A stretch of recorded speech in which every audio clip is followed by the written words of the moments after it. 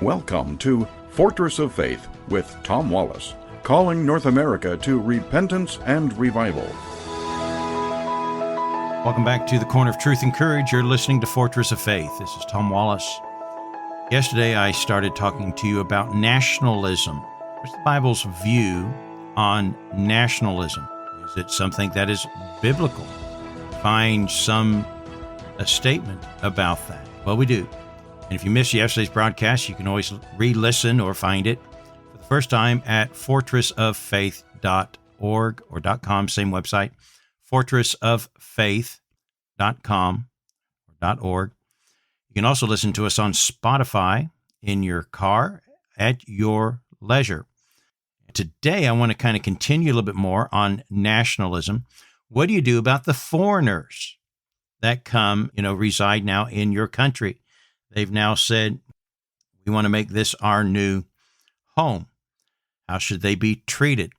Got into a bit of a conversation with one of our listeners over the weekend. He sent me a very kind email, but concerned about something that I said about Canada being in trouble with its culture because they have a great, great majority of foreign-born nationals in their country rather than those who were truly born in Canada.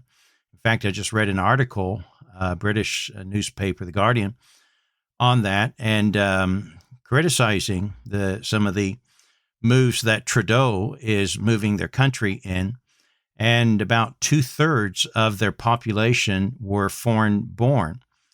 By 2040, I think they said, 2030, they expect that closer to 100%. Now, how can that be? Well, think of this. If a country has its national citizens, its indigenous people, but they do not birth enough people to keep up with the next generation. So in one generation, you have two. Still takes a man and a woman, regardless of the woke crowd and the transgender nonsense and stuff. Still takes a male and a female in order to produce a child for the next generation. Well, you have in one generation two people, but they put forward one child to the next generation. So now half of the people, and so if the whole citizenship only does that, China tried that experiment because they were overgrowing in population, so they started forcing the killing of babies in the womb if you had more than one child. And if you gave birth to more than one child into that land, you were going to face the consequences of the government. Now they're in deep, deep, deep trouble because they are losing their workforce. So they've reversed that quickly. So if you drop between or below 1.8, that's what the economists tell us. If you have less, because there is, 2.1. You need at least 2.1 for a society to sustain itself financially, because there's death rates of young people. United States, years ago, I haven't looked accurately what it is today. It used to be 1.8, but with the Latino community, we're up to 2.1.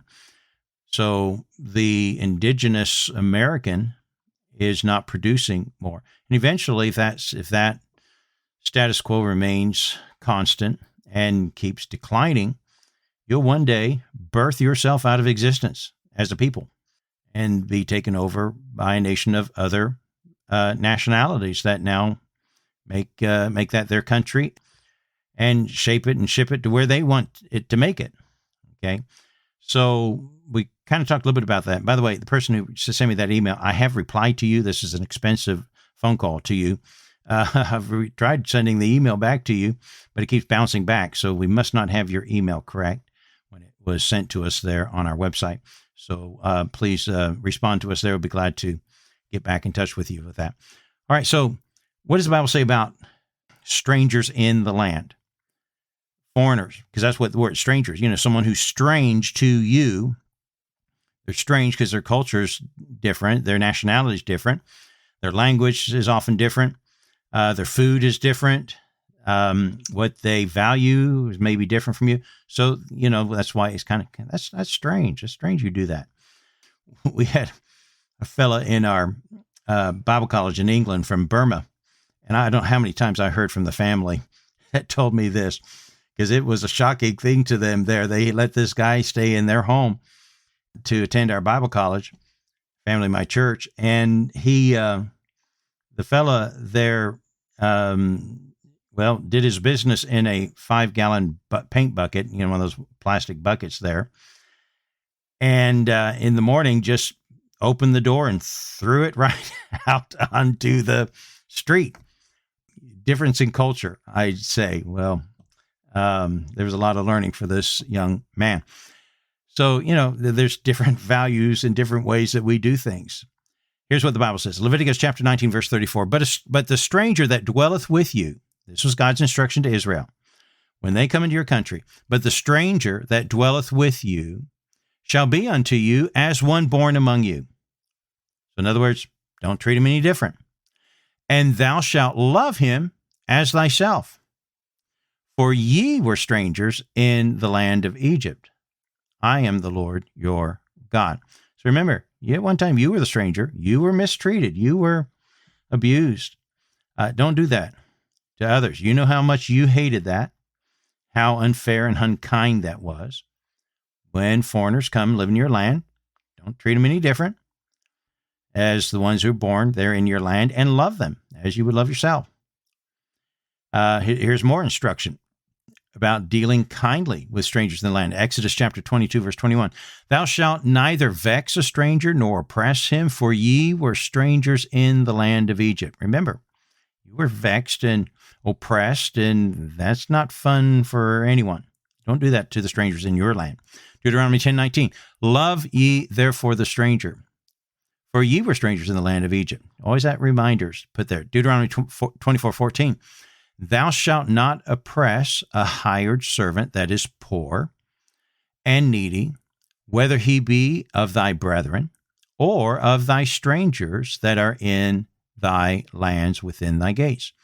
So what's the message here? If they're a poor servant, if they're a stranger in the land, foreigner, they've come in, treat them like yourself, love them like yourself. Remember what it was like when you were on the other end of that stick. Okay, let me say something about hired servants. There was a time in the colonies, and you need to understand the colonies were British colonies. They weren't American colonies. They were British colonies. And indentured servants would come. What is an indentured servant? In other words, you would sign yourself up for 5 years of slavery to be hired and owned by the company, by the charter of the colony that you are working at, and doing so will pay for your passage into the new land. And you were to be given, some money at the end of it there, not really a whole lot, but then you would then be freed. You're no longer a slave. Now, not just a servant, a slave, indentured servants, what we call them. My forefathers was one of them in Jamestown.